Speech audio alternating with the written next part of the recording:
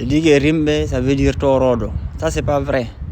Les Torodo que tu vois, surtout au Sénégal, Mauritanie, au Fouta Toro, là, en fait, ça, c'est comme une caste inventée de toutes pièces. Après avoir vaincu les vrais initiateurs de la révolution qu'on dit Torodo, entre guillemets, qui n'était pas une révolution, entre guillemets, Torodo. Maintenant, d'après certains, quand on dit Toro, les Toros, les Fulbe Toro, à l'origine, c'était les peuples qui refusaient même l'islam en vrai. C'était des sortes de peuples un peu pervertis, un genre quoi. Voilà, qui pratiquaient des sortes de mystiques. Une sorte de mystique que les autres peuples avaient décidé de bannir.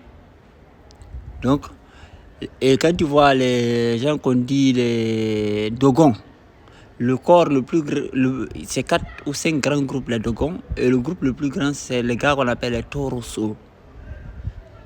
Et c'est clairement des Torodo là qui sont derrière.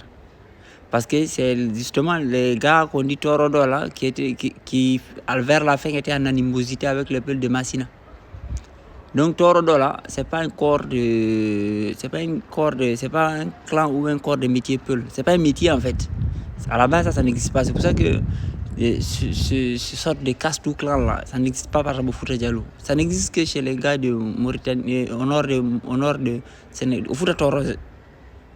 Même quand tu descends vers le sud du Sénégal, les peuples qu'on dit vers le Gabou là, Gambie, Casamance, Guinée-Bissau, ils n'ont pas ça, ils n'ont pas cette caste là, ils n'ont pas ce corps là du Torodo. Torodo, c'est un truc qui a été inventé de toutes pièces et c'est pour ça que c'est des sortes d'élites vampiriques, voilà, essentiellement.